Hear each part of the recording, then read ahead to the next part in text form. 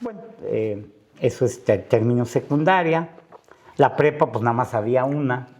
Lo que ahora se conoce como prepa roja, que en ese tiempo pues, nada más era la prepa, no había más. Ya era de 3 años, ¿verdad? Sí. Era de 3 años. Las clases las tomamos en la secundaria, en la ESFA, porque era turno vespertino la prepa. Hola, ¿qué tal, amigos de Fusión? Para mí un gusto saludarles. Mi nombre es Osiel García Guerrero y esto es Charlas de Café. Hoy, con una persona que realmente nos va a venir a regalar la importancia de la vida en el estudio de licenciado en Derecho. Pero lo más importante, un apasionado de la carrera. Hoy con nosotros, y lo puedo decir así, un gran amigo, el licenciado Jorge Sámano Solís.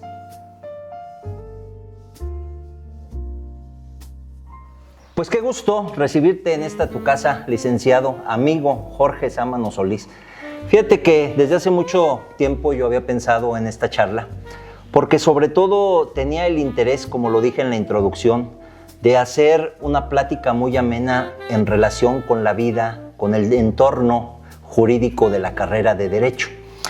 Yo tengo años conociéndote y si algo te caracteriza realmente es que eres un apasionado del derecho, y te lo digo no porque seamos amigos o porque estemos aquí el día de hoy, sino porque sé cómo te gusta la carrera, porque sé cómo te apasiona la vida jurídica, pero sobre todo que con tu experiencia nos has regalado a muchos la oportunidad de enamorarnos cada día más de lo que es el contorno de la vida jurídica. Y hoy en esta charla, mi querido y estimado Jorge Sámano Solís, si me lo permites, hablarte de tú en esta ocasión. No, por favor. El agradecerte que hayas venido a tomarte este cafecito con nosotros y que podamos llevar una charla muy amena. Yo siempre les he dicho que esto no es nada profesional, es la intención de dejar esta plática grabada en la vida digital y que algún día tus hijos y los míos puedan disfrutarla en el paso del tiempo. Me gustaría por empezar y conocer un poco más de Jorge Sámano Solís. ¿Dónde naces? ¿Quién son tus papás? ¿Quién son tus hermanos? Si te parece bien. ¿Cómo no? Pues muchas gracias por la invitación, licenciado.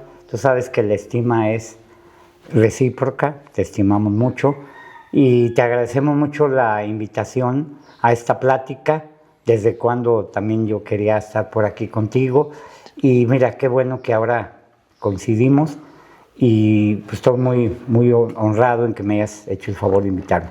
Pues mira, yo nací aquí en Acámbaro, Guanajuato. Bueno, ahí hay una cuestión un poco, digamos, curiosa en mi fecha de nacimiento, porque mi mamá siempre me dijo que yo había nacido el 26 de noviembre de 1962. Sin embargo, en mi acta de nacimiento aparece que nací el 23 de noviembre de 1962. Hay una diferencia de 3 días.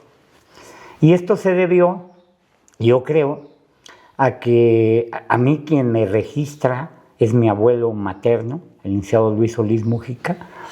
Mi papá era ferrocarrilero, no estaba aquí, y ya ves que las cuarentenas de las señoras en aquella época pues eran muy estrictas, rigurosas. Sí. Y entonces ella no va mi abuelo, y yo creo que mi abuelo pues, se confunde, y en vez de decir que nací el día 26, dice que nazco el día 23. Y entonces yo tengo 2 fechas de nacimiento, una oficial para documentos, en fin, que es el 23, y una social familiar, que es el día 26. Fíjate, qué importante desde ahí, entender la importancia de la vida jurídica en el ser humano. Y qué bueno que lo tocaste, porque más adelante te haré unas preguntas en relación con la materia. Muy bien, ¿quién son tus papás? ¿Quién son tus abuelos? ¿Quién son tus hermanos? Mira, mis papás, bueno, Mario Sámano Muñoz, ferrocarrilero, gran amigo de tu abuelo. Sí, te agradezco mucho. Por el lado de mi familia paterna, de los Sámano, pues la gran mayoría eran ferrocarrileros, mi abuelo, mis tíos, en fin. Y mi mamá, pues es Emma Rosa Solís Medinilla. Ella también nacida en Acámbaro. Mi papá nació en Marabatío, michoacano, mi papá. Y mis hermanos, bueno, pues somos 6 de la familia, como eran familias numerosas, y no tanto en mi época, porque ahora todas son más pequeñas, pero también había familias de 10, 12, nosotros fuimos 6. Somos 3 hombres, 3 mujeres. Yo soy el penúltimo de mi familia, mis hermanos. Mi hermano mayor Luis Mario, Leticia, Javier, María Elena, tu servidor, y la más pequeña que es Emma, como mi mamá, Emma Rosa, como mi mamá. Él tiene el mismo nombre. Mis abuelos, mira, mis abuelos paternos, Justino Sámano, era ferrocarrilero, telegrafista. Mi abuela, yo no la conocí, falleció muy joven, de cáncer, tengo entendido. Ni mi mamá la conoció a ella. Cuando ya se casa con mi papá, mi abuela paterna ya había fallecido. Y por el lado de mi mamá, pues mi abuelo Luis Solís Mújica, notario público número 2 aquí en Acámbaro durante casi 60 años. Y mi abuela, Consuelo Medinilla, ella, Calderón, son mis abuelos. Mis abuelos, ok. Sí. Empieza tu vida en la niñez, Sí. Llegas a la etapa de estudios en la edad de primaria. ¿Dónde estudias y algo que recuerdes más o menos de ese tiempo? Pues mira, estudié de lo que se llamaba en aquella época preprimaria, que era un año antes de entrar a la primaria, hasta el 5º año. Lo hice en el colegio José Ortiz de Domínguez, con las madrecitas. Ajá. Y el último año, el 6º, lo hice en la escuela Francisco y Madero, la famosa 2, ahí en la calle Madero. Y esto se debió a que, pues me cambié yo de escuela. ¿Y eso? Pues mira, es que pues yo no era muy inquieto. Y pues no estaba yo muy a gusto en la Josefa. Ajá. Porque pues, yo era muy inquietón y era otra época, era muy estricto. Y en ese tiempo, cuando yo iba a ingresar a 6º, la Francisco y Madero, la 2, que durante siempre fue de puras mujeres, era una cuestión así. Ajá. La 1, la Benito Juárez, era de niños, la 2 era de niñas, pero en ese momento, en esa etapa, se hacen mixtas y yo decidí en forma unilateral, dijéramos, sus abogados, cambiarme y me cambié. Era otra época, o sea, ahorita ya no lo pudieron no pensar. Fui a la escuela Josefa, les dije que iba por mis documentos de un niño de 5º, entre 5º y 6º, que porque nos íbamos a cambiar de ciudad, que porque a mi papá lo habían mandado a San Luis Potosí. Yo no sé de dónde saqué eso, de San Luis. Ajá. Porque allí había planta de despachadores, mi papá era despachador de trenes. Total, me entregaron mis documentos, me fui, me formé, me inscribí, me dieron un papelito, regresé a mi casa y al rato le dije a mi mamá, oye mamá, fíjate que me cambié de escuela. Y mi mamá, yo creo que al principio pensó que era pues, como broma. Ajá. Me dijo, ay, sí, hasta que le enseñó el volantito. Yo pensé que me iba a regañar, pero vi en sus ojos como sorpresa, pero como sorpresa, como de cierta admiración, así como de sorpresa y como diciendo, ¿Cómo le hizo? ¿Cómo le hizo? Y además, ¿qué valor? ¿Qué valor? ¿No? Para tan chiquillo ya se aventó. Y entonces ahí termino el 6º año de primaria y secundaria, bueno, pues el camino, la ESA, ¿no? Había ESTI en aquella época y ESA, nada más, no había más. Y bueno, voy a la ESFA, ahí estudio la secundaria. La etapa de secundaria, tú lo sabes, es una etapa difícil por la adolescencia, y luego yo era muy tímido, un poco así como apocadón, y ya sabes que por ahí nos traían un poco algunos compañeros. Hasta ese momento ya pasaste tu primaria, ya nos platicaste tu anécdota, llegas a la secundaria, que se van complicando cada vez más los estudios en el paso del tiempo. Hasta ese momento, ¿tenías ya la idea, licenciado, de alguna carrera para estudiar? No. ¿O no había nada? Mira,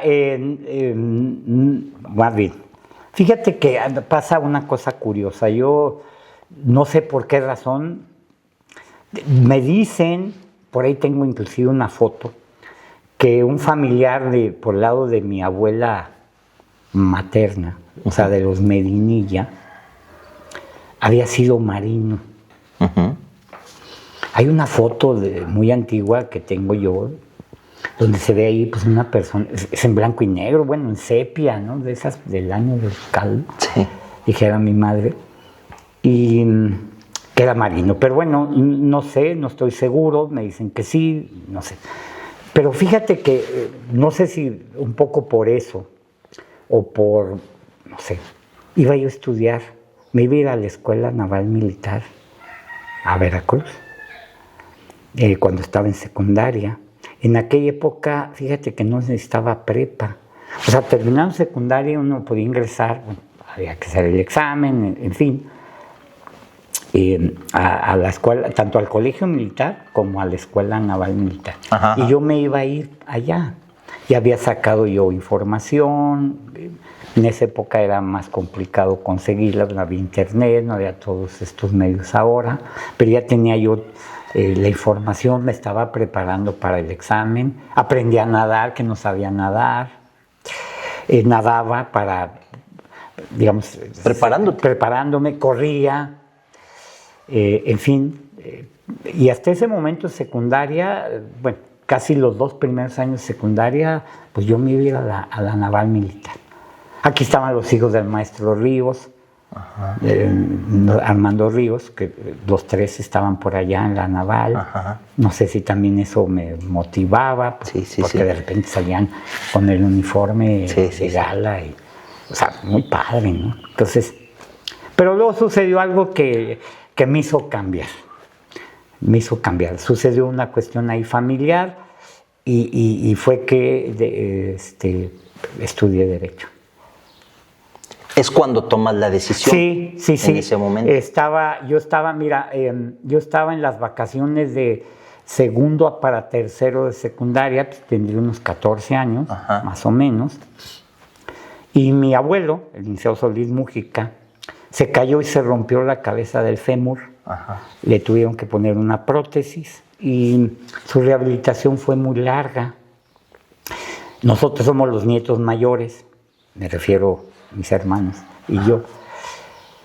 Y entonces mi hermano Javier estaba en prepa, yo estaba en secundaria, y le dice a mi mamá, mi abuelo le dice, oye, Emma, pues préstame a tus muchachos para que vengan a ayudarme. ¿A la notaría? Sí, a la notaría, al despacho, él también litigaba, pues como de office boy, ¿no? Así de que vea esto, vea lo otro, en fin.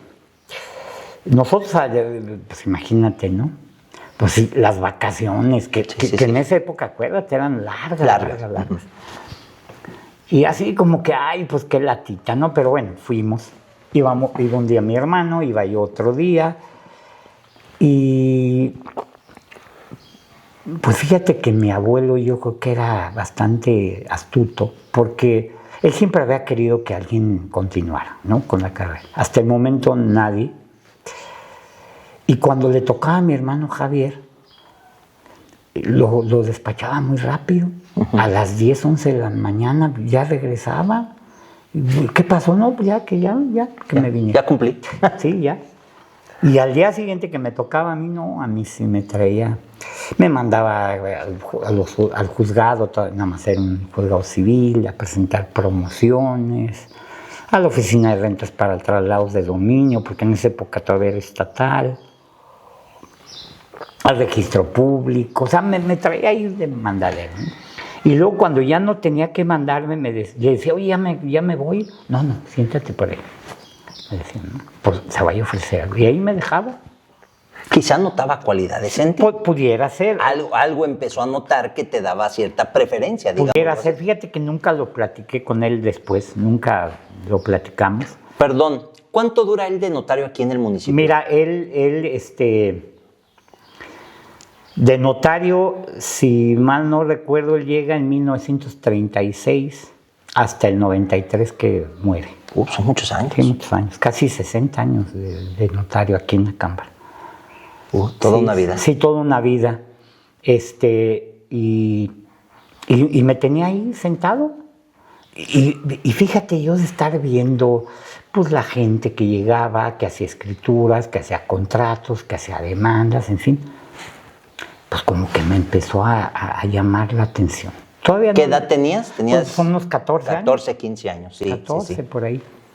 Y luego me gustó más porque el domingo, bueno, finalmente terminaron las vacaciones, el viernes, y antes del lunes entrar a clase, que eran los primeros días de septiembre, tú recordarás. Ajá.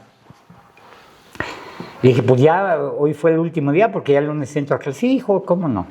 ¿Ah? Perfecto, me fui.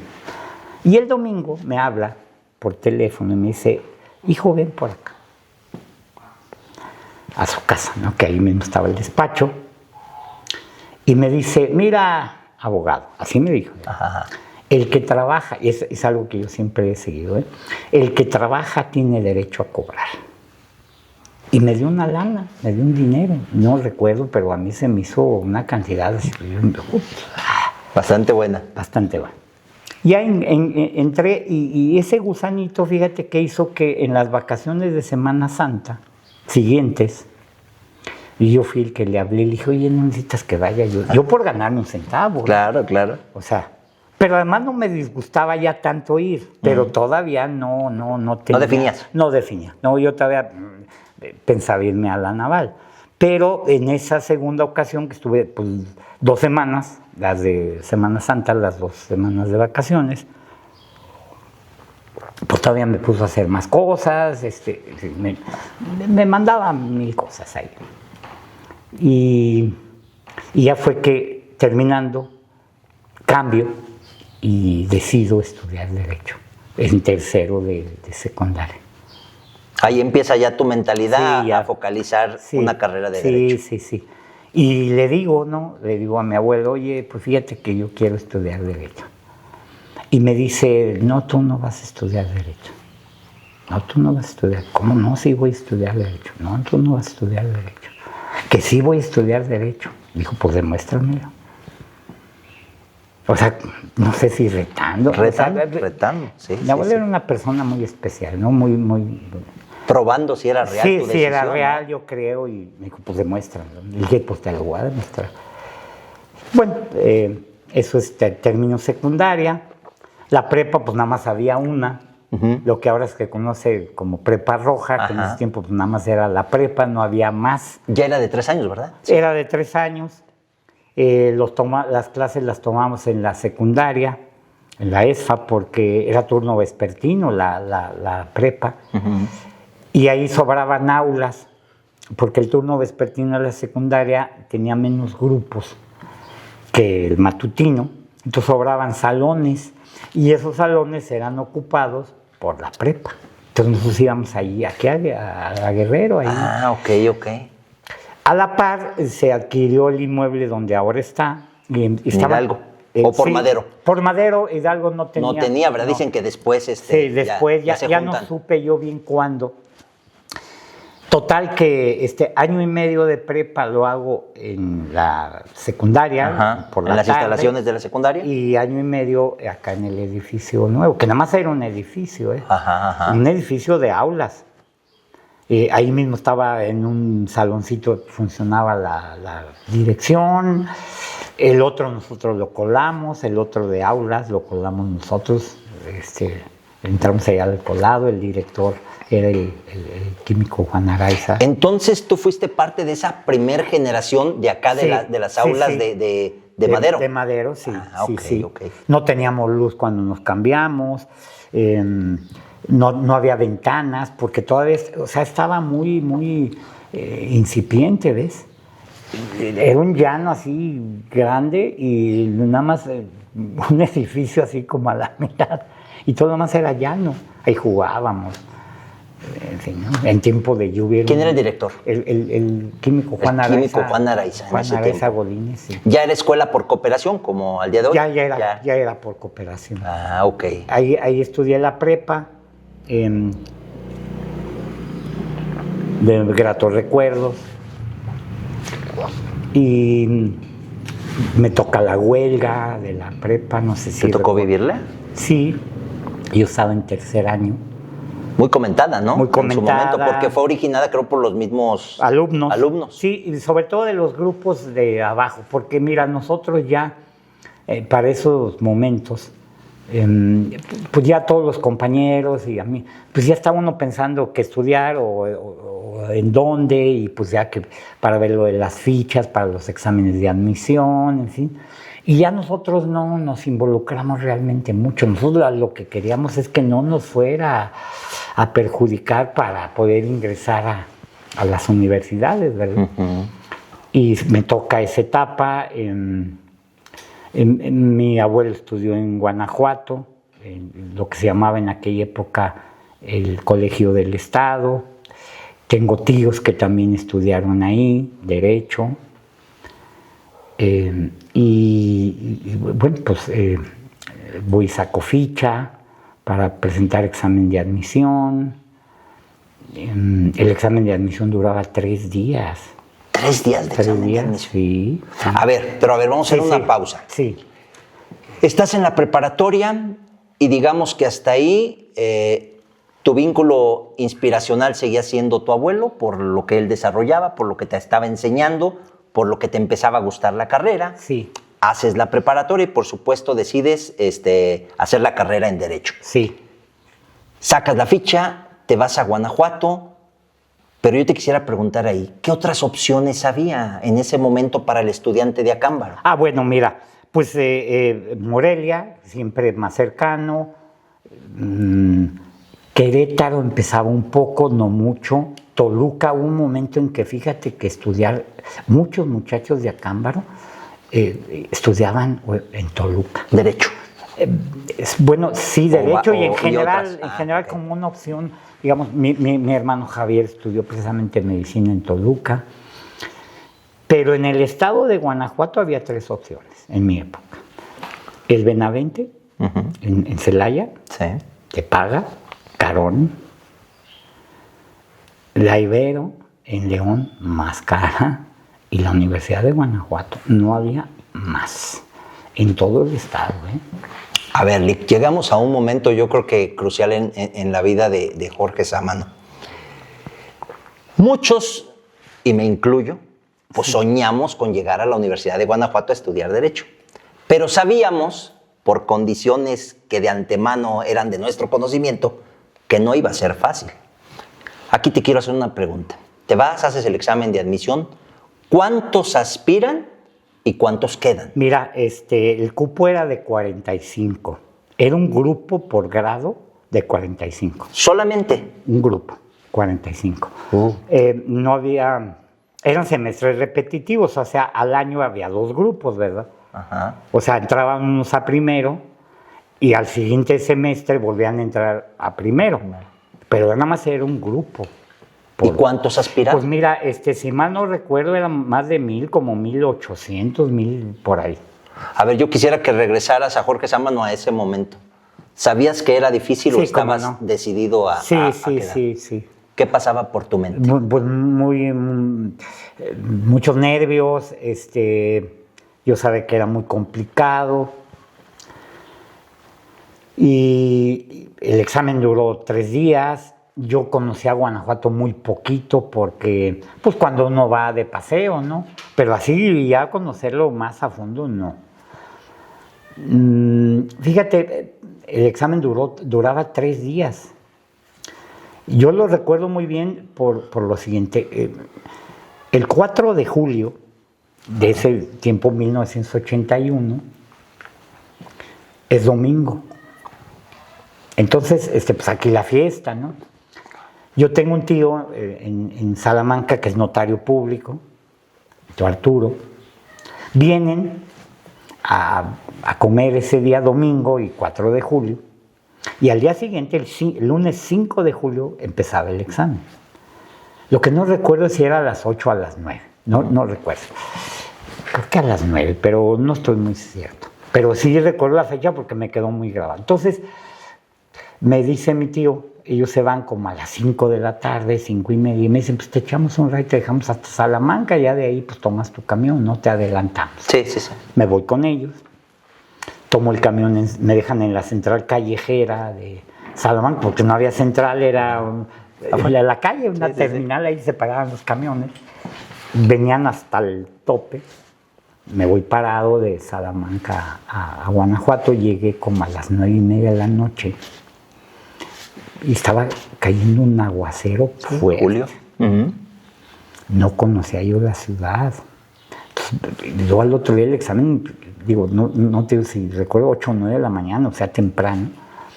Y empiezo a caminar ahí por la calle Hidalgo, que es la calle principal de Guanajuato. Pues hay muchos hoteles ahí alrededor, pues a preguntar, y todos sin vacantes. ¿Te fuiste solo de aquí de Acámbaro, Guanajuato? Sí, mira, mis compañeros de prepa que iban a estudiar Derecho, el 90% se fue a Morelia y 1 o 2 se fueron a San Luis Potosí por alguna cuestión familiar. Pero de aquí de mi generación, el único que fui yo. Entonces voy solo, bueno, te digo, de aquí a Salamanca me echa un ride mi tío, pero ya de Salamanca para allá me voy solo. Llego y no hay cuarto, y estaba llueve, ya empapado yo ahí caminando, no conocía, los hoteles que veía por ahí no encontraba cuarto, luego me encuentro un niño, ya parece que eran como las 10:30 de la noche, me encuentro un chamacón ahí, niño, no, pues a lo mejor adolescentón, y me ve yo creo que pues empapado y ahí con mi mochila, y me dice que si ando buscando hotel, digo que sí, me lleva a un hotel que están ahí por la Alhóndiga de Granaditas. El primero que va, ahí en esa callecita, si mal no recuerdo, son 3, o son 2, pero 2 o 3. En el primero no hay cuartos, en el segundo no hay cuartos, pero ahí estaba en la gerencia, en la recepción, una muchacha, una señora jovenzona, que yo creo que me veía, parece que eran casi las 11 de la noche. Yo creo que me vio cara de susto y de muy jovencillo, estaba muy joven, y asustado, y me dice, ¿vienes a presentar examen? Le digo, sí, mañana. Dijo, mira, pues no tenemos cuartos, pero arriba hay un cuarto que tiene una cama, no tiene baño, y si gustas, pues ahí. No, pues a mí se me abrió el cielo, man. Sí, como no, yo ya lo que quería era, o sea, tener un lugar, ¿no? Y efectivamente, me dice, fíjate que para cuando entres al baño, pues aquí te prestamos el de la gerencia o el de la recepción, digamos, para el 1 y para el 2. Lo bueno que no te dijo, pero en ese cuarto me quedo yo. Era muy inocente yo. Y luego te instalas. Me instalo ahí y al día siguiente, pues el examen, te digo, no recuerdo si era de 8 o 9, hasta creo que la 1. Terminaba el examen, te ibas y al otro día otra vez la otra parte del examen, igual horario, y el día último, o sea, el miércoles era el psicométrico. Duraba 3 días. Oye, pues no era fácil, licenciado. No era fácil. 3 días de examen. Sí, 3 días. Sí. Y solo porque, mira, como te digo, yo, pues no, ninguno de mis compañeros o amigos de prepa, que ahí hubiéramos hecho ronchita, ¿no? Ahí, no, pues solo. Sí. Ahí conocí a unos muchachos creo que de San Luis de la Paz, si mal no recuerdo, una pareja de novios, y pues ahí medio hice migas con ellos ahí, pero bueno, pues ahí me la eché, ¿no? Y bueno, pues ya ingreso y bueno, pues mis 5 años de carrera en Guanajuato fueron mi mejor época. Oye, pero a ver, nos estamos brincando una parte emocionante. Sí. Haces tus 3 días de examen, ¿en qué tiempo les informan si quedaban o no bueno, quedaban? No recuerdo bien, creo que como a los 3, 4, 5 días. ¿Tenías que ir otra vez? Sí, tenías que ir porque pues en ese tiempo, ahora les avisan por WhatsApp o por... Sí. Sí, tenías que ir en el patio de estudios de la Facultad de Derecho, salía una lista con los números de ficha que habían ingresado, le ponían hasta, fíjate, cinta diurex, como para que alguien no pudiera ahí medio alterar. Sí. Y bueno, pues ahí salía y ya bueno. ¿Qué siente Jorge Sámano Solís pues, cuando se da cuenta que ya quedó? Mucha satisfacción, le hablo a mi abuelo, le digo, ya pasé, ya quedé, mi abuelo se emociona mucho y me dice, échale muchas ganas, hijo, siempre me dijo, hijo, échale muchas ganas, hijo, arriba, éntrale, y pues le entramos, ¿no? Y la época de estudio, como te comentaba, mi época de estudiante en Guanajuato fue para mí la más padre de mi vida, estudiantil, por supuesto, estudiantil, ¿no? No la mejor de toda mi vida. Sí, claro. Pero de estudiantil sí fue la mejor época de mi vida. Ok, se te accesa ahí el ingreso a la Universidad de Guanajuato, vives la emoción, le comentas a tu abuelo, y lo decía hace ratito, entre más adelante son los estudios, entre más vas avanzando, más se complican. ¿Qué recuerdos tiene Jorge Sámano Solís, estudiante, cuando llega a una etapa universitaria en relación con todo lo que había pasado en su vida estudiantil? Pues mira,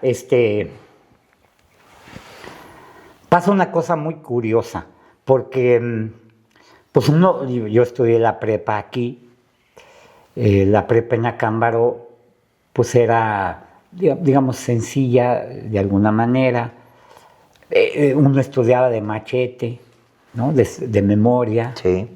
Eran apuntes, ¿no? Que tenía uno, que te daba el mismo maestro o maestra, y se las macheteaba uno, ¿verdad?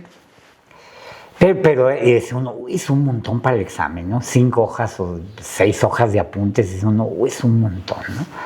Pero cuando vas a la universidad, pues no son 5 o 6 hojas, son muchas, ¿no? Claro. El libro, las notas que uno toma, en fin. Y hay que encontrar un método, un sistema de estudio.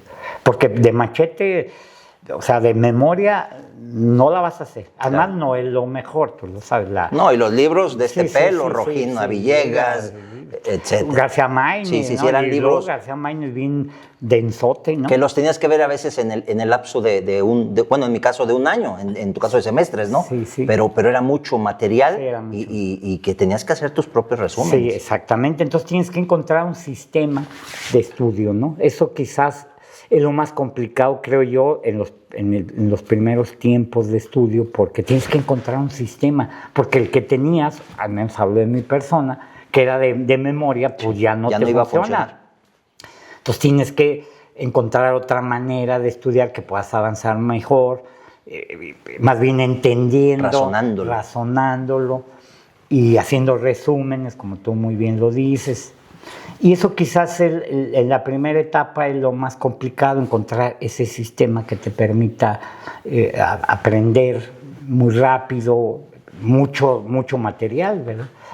Y eso quizás fue lo que los primeros meses te cuesta trabajo. Además uno está acostumbrado a que te dictan el apunte, ¿no? Yo aquí en la prepa, en Acámbaro, en esa época, ¿no? Que el maestro y uno apunta. Sí. Y acá es estar escuchando al maestro. Y tú tomar tu propio apunte. Nota y estar entendiendo. Yo entré con mucho gusto, ¿ves? Entonces yo, lo que sí, siempre muy atento al maestro.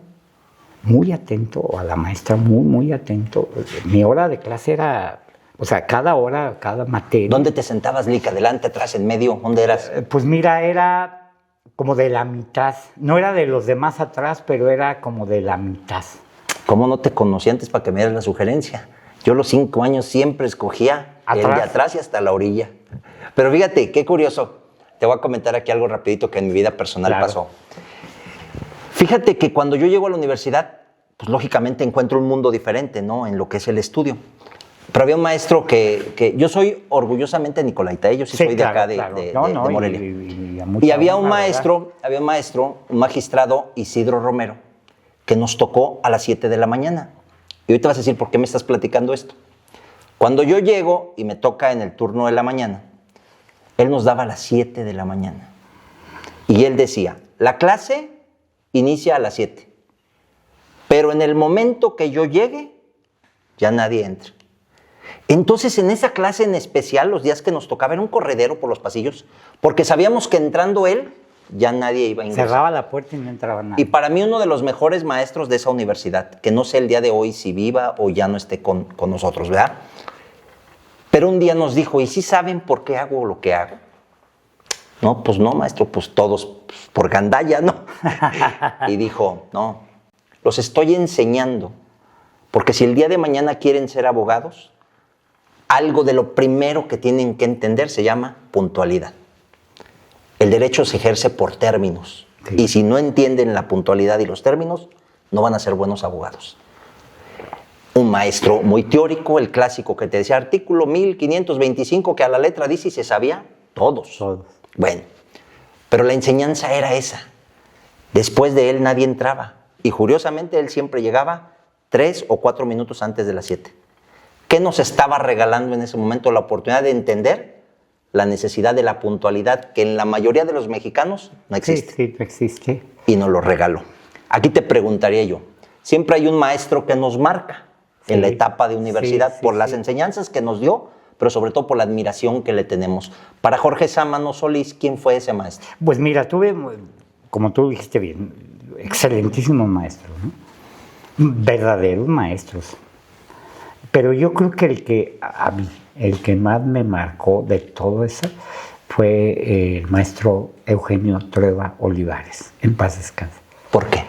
Era una persona, un sabio, una eminencia en derecho, muy propio, es muy correcto en su forma de actuar, de ser, muy sencillo, muy accesible. Era un sabio maestro, ¿no? Para mí me marcó mucho de lo que yo, incluso expresiones que yo utilizo, vienen desde ese tiempo. Sí. Mira, era el clásico maestro que terminando la clase, nosotros teníamos clase mañana y tarde, entonces teníamos de 7 a 10 de la mañana, generalmente a veces alguna, es decir, terminamos a las 12 por ahí, pero digamos, el horario normal era de 7 a 10 y de 4 a 8 en la tarde. Y el maestro Trueba generalmente era el que daba la clase última, la de 9 a 10 de la mañana. Era tan interesante su clase. ¿Qué clase era? Pues mira, me dio varias, me dio introducción al derecho, me dio filosofía del derecho, o sea, varias me dio. Y fíjate que salía de clase y una serie de alumnos, un grupo de alumnos, todavía bajábamos, a la última clase bajábamos con él, todavía sobre la calle, comentando, entonces maestro, esto es así, por esto, sí, o sea, todavía comentando la clase. Y íbamos caminando ahí por la calle de Las Corán de Retana, que es donde está la universidad, porque él siempre terminando la clase se iba al Valadez, al jardín, a tomarse un café. Y fumaba mucho. Oh, pues entonces sí lo admirabas. Sí. Sí. Fíjate cómo han cambiado los tiempos. Se permitía fumar. ¿En clase? Sí. Inclusive los maestros tenían en su escritorio un cajoncito y había un cenicero para los que fumaran. El maestro Trueba, yo creo que se fumaba unos 2, 3 cigarros por clase, ¿eh? Mínimo 2, de 1 hora. Sí. Y bueno, se iba a tomar su café al Valadez y a fumar. En esa época se podía inclusive adentro. Y ahí íbamos una serie de muchachos, compañeros, compañeras, ahí junto a él, todavía comentando la clase, algunos temas, preguntando, o sea, era otra. Y el maestro era muy accesible, luego te digo, pasa uno ahí por el Valadez, hay un pleno jardín, tú sabes, el Teatro Juárez, y ahí estaba el maestro y se acercó uno a saludarlo y siéntate, te invitaba ahí a sentarte con él, podía uno comentar algún tema, preguntar alguna cosa. Accesible. Sí, muy accesible. Yo creo que fue el que más me marcó, pero tuve excelentísimos, el maestro Rendón Huerta, que era, haz de cuenta, el que me acaba de decir, el maestro Romero, Ajá. Era el maestro, era igualito. Teníamos clase de Derecho Romano a las 7 de la mañana con él.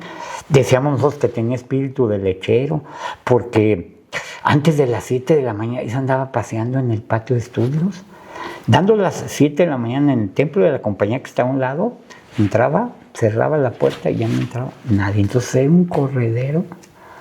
Oye, licenciado, estamos haciendo la carrera y normalmente pues, los estudiantes de Derecho conocemos pues, todas las materias, ¿no? O en su mayoría. Sí.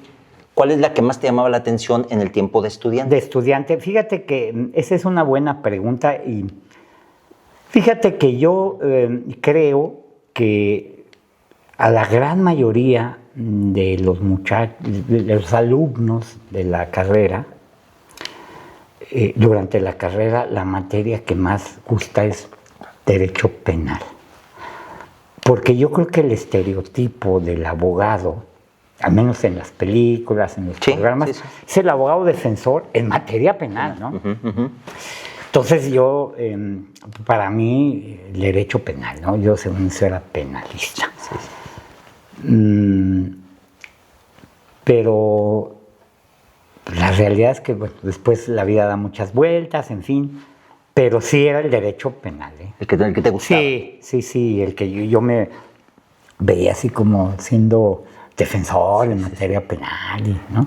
Porque era como el estereotipo, ¿no? Y en las vacaciones seguías acudiendo a la notaría del abuelo a seguir apoyándole, me imagino. Sí. O los fines de semana, no sé cada que venías. Sí, en las vacaciones, nada más en las mañanas y en la tarde, pues yo me dedicaba pues a dar la vuelta, lo poquito que hace uno aquí en la cámara, o que, en fin, con compañeros de la prepa que nos encontrábamos.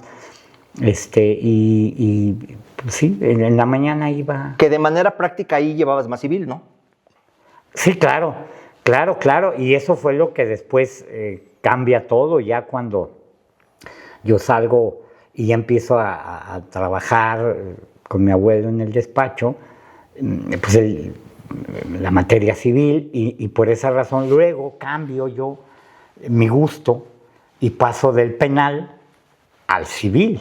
Al civil. Sí, te metes a estudiar civil. Y sí, a estudiar civil, y mi abuelo litigaba todavía cuando yo egreso, y que llevaba algunos juicios, que yo me hago cargo de ellos a partir de que salgo, que esa es otra, hay algunas cuestiones que me pasaron, porque pues me las chuscas, si quieres algún día lo platicaremos. Y sí, por eso yo después cambio y me voy al civil. Luego tengo 2 diplomados en Derecho Civil, precisamente porque me voy por ese lado y ya me gusta más el civil.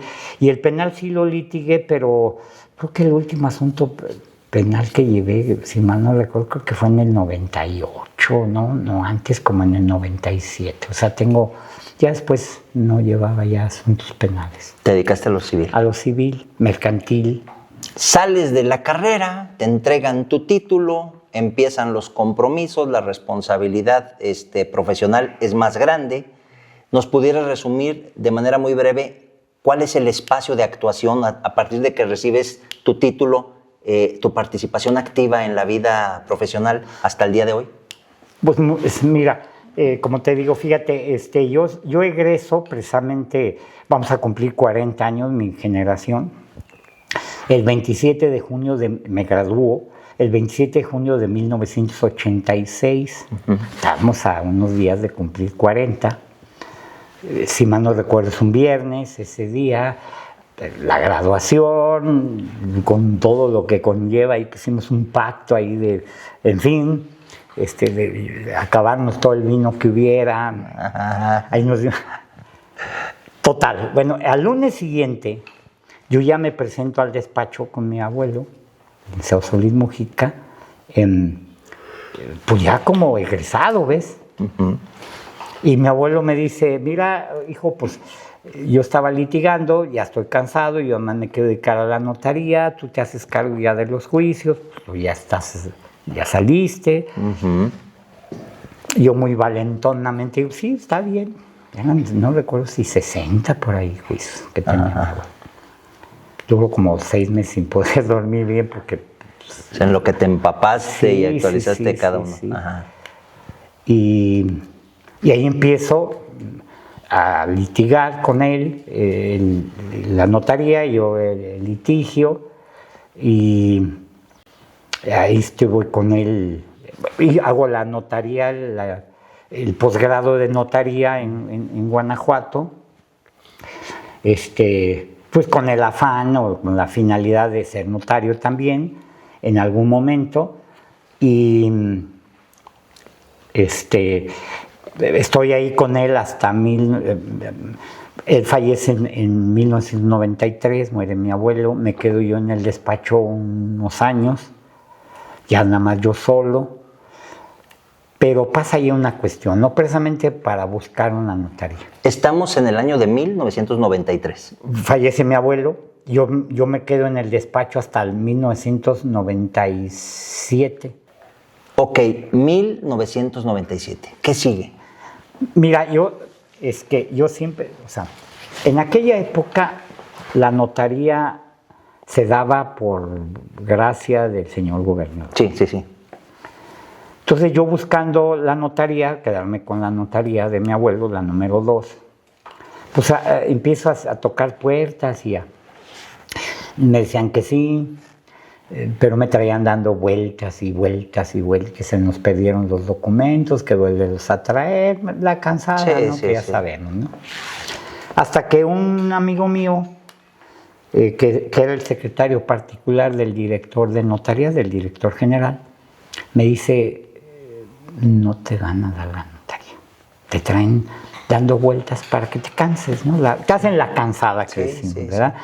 Vueltas y hablamos en 15 días y 20 en 2 meses y todavía no hay nada, pero ya merito, en fin. Me dice, pero fíjate que, ¿por qué no te vienes a trabajar acá, a la dirección de notarias? Sí, porque les acaban de dar notaría a todos los que estaban aquí. Vente a hacer méritos y pues posiblemente te toquen, ¿no?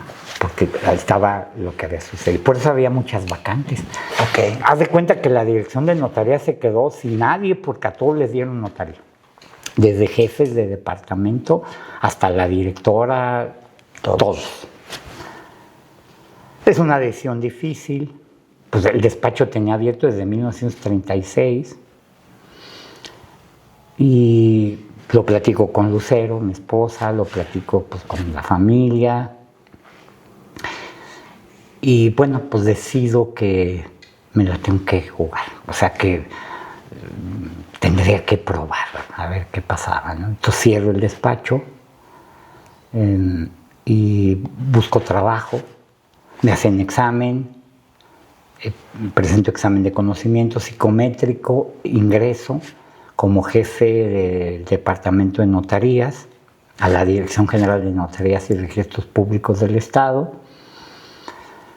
y luego haciendo a coordinador de notarías y registros públicos del Estado y bueno, pues me la jugué, ¿no? Estuve en Guanajuato trabajando en gobierno pues como unos 4 años más o menos. Buscando el sueño. Buscando el sueño, no se me da. Pero bueno, se hizo la lucha, ¿verdad? O sea, porque en esa época, te digo, no era como ahora que hay un examen de oposición, sí. En fin, era dedazo del gobierno. Así es. Había que buscar ahí conectes, había que buscar contactos, había que hacer méritos. Sí, sí, sí. Y yo en ese afán me voy, duré 4 años por allá. Y bueno, pues no se me hizo. Regreso a Cámbaro, pero regreso a la representación gratuita en materia civil, porque la persona que estaba aquí no se salió, en fin, presento examen ahí con algunos conocidos, me dicen, oye, ¿por qué no te vienes para acá? Hago examen, me hago cargo de la oficina y ahí estoy hasta como el 2012, por ahí, 2011, por ahí. Uh-huh. ¿Y qué sigue después de eso? Pues mira, salgo de ahí porque ya estaba yo muy cansadón. Hay mucho trabajo, en aquella época había más, creo yo, porque yo tenía, fíjate, cuando yo ingresé ahí a la representación gratuita, la oficina de aquí de Acámbaro manejaba Yuriria, Moroleón, Uriangato, Salvatierra y Acámbaro. ¿Era regional? Sí, era regional. Y yo estaba yo solo, nada más era yo. Entonces yo iba a deshogar pruebas a Yuriria, a Moroleón, a Uriangato, a Salvatierra, bueno, aquí a Acámbaro, por supuesto. Pero el conocimiento seguía llegando a Jorge Sámano Solís, era un aprendizaje al final de cuentas. Sí, sí. Litigabas, seguías aprendiendo, sí, seguías enamorado de tu carrera. Sí, claro, claro. Sí, nada más que sí, mucha presión.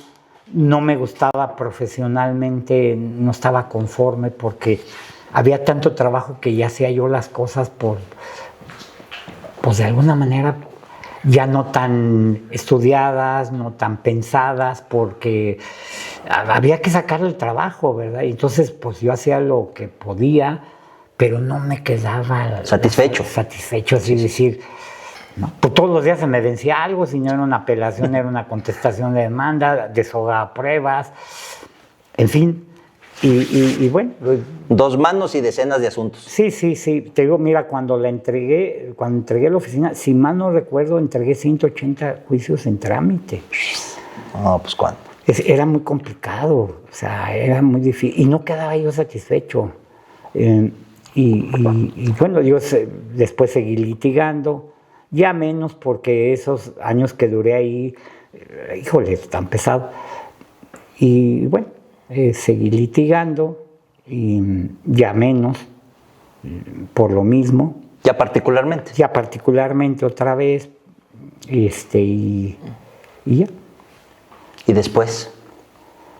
Bueno, en ese inter, bueno, ahorita tengo el cargo del juzgado administrativo municipal, soy el titular, estoy impedido por ley para litigar, más que en cuestiones personales, familiares.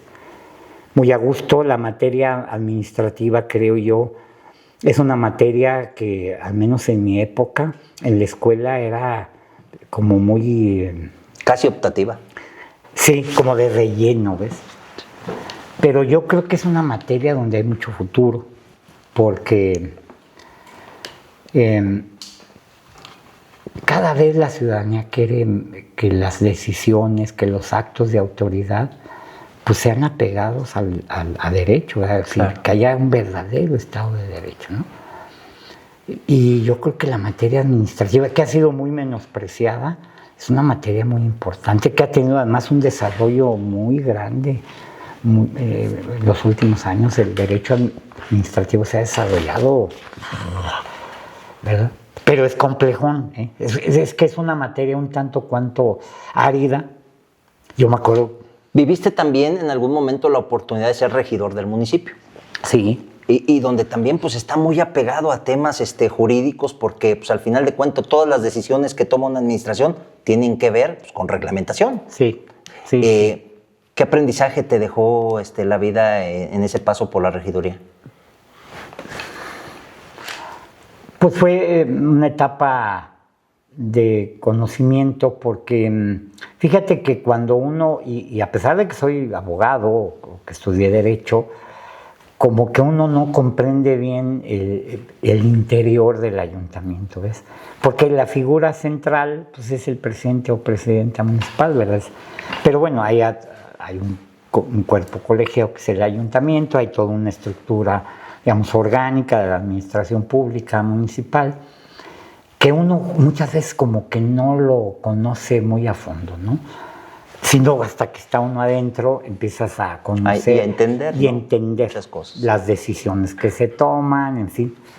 Y además empieza a conocer las normas que lo rigen, porque tampoco no las conoce uno muy bien, la famosa ley orgánica municipal, como se llamaba antes. Ahora la ley para el gobierno y administración. En fin, y yo creo que esa etapa fue de conocimiento de las normas que regulan la administración pública municipal, al ayuntamiento, en fin. Fue de enseñanza y fue de aprendizaje. Hoy en el juzgado, bueno, pues te enfrentas a actos de autoridad que de alguna manera pues tienen que ser calificados por el juzgado, regulados al mismo tiempo, y donde te encuentras, al final de cuentas, frente a situaciones que desde que empezamos la plática hasta el día de hoy tienen que ver con la vida jurídica del ser humano, ¿no? Entonces yo siempre he dicho que el ser humano estamos ligados a la vida jurídica por consecuencia. Y en algo que coincido contigo y donde nos encontramos, licenciado, fue en la etapa de catedráticos de universidad.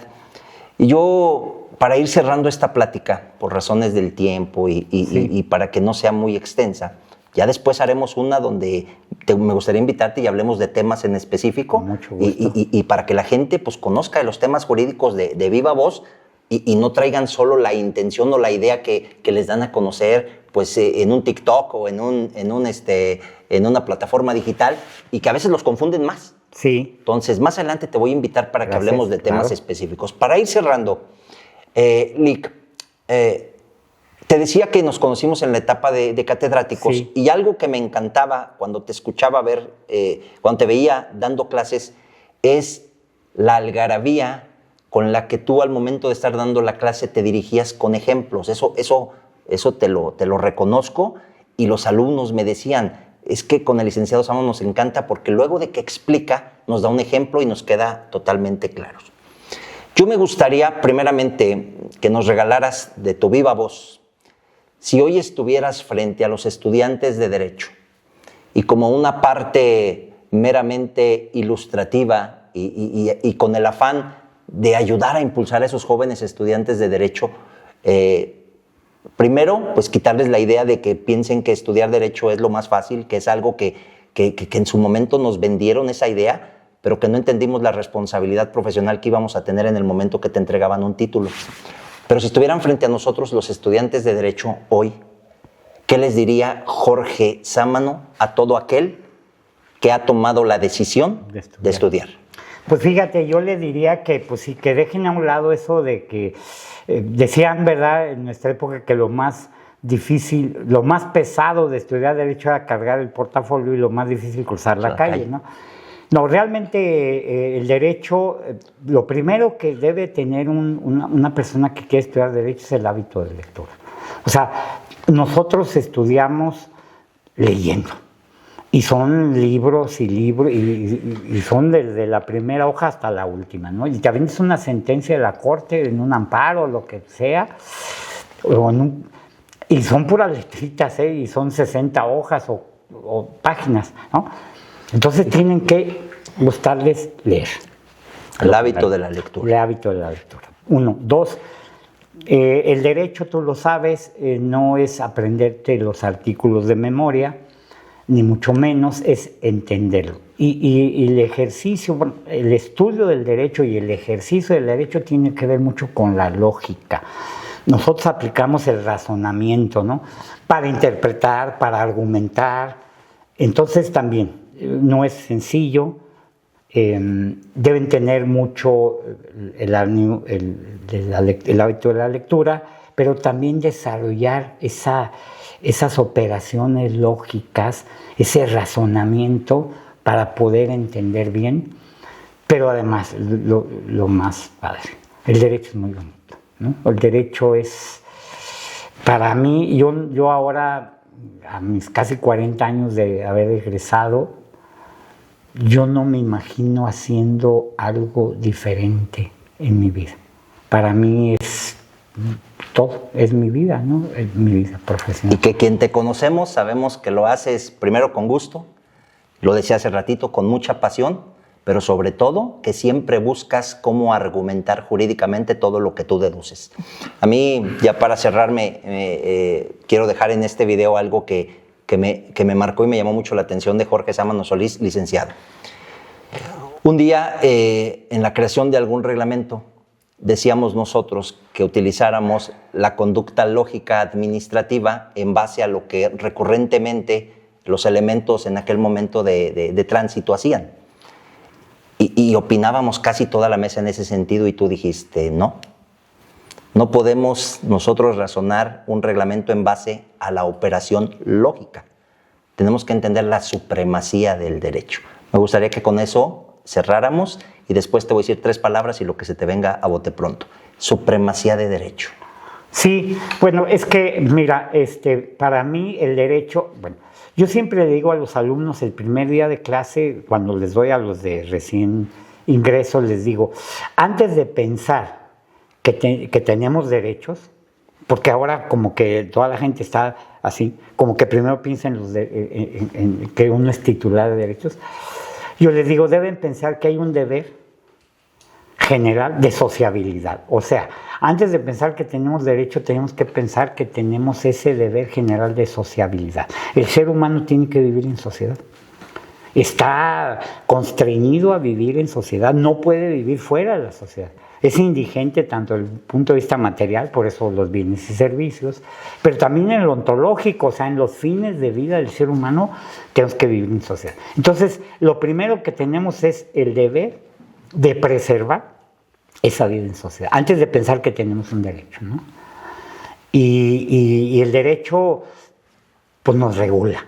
Y tenemos que pensar que el derecho es lo que ha permitido que los seres humanos sigamos más o menos viviendo en la forma más armónica que pudiera darse, ¿no? Obviamente todavía nos queda mucho camino por recorrer.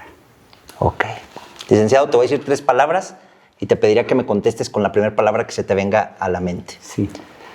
Constitución. Bueno, la ley suprema, nuestra ley fundamental, la ley superior a todas, ¿no? Nada ni nadie por encima de la Constitución. Derecho notarial. Híjole, yo creo que es el derecho que junto con el civil es el que es más cercano y da más certeza jurídica a los seres humanos. El derecho notarial es otra cosa, es otra onda.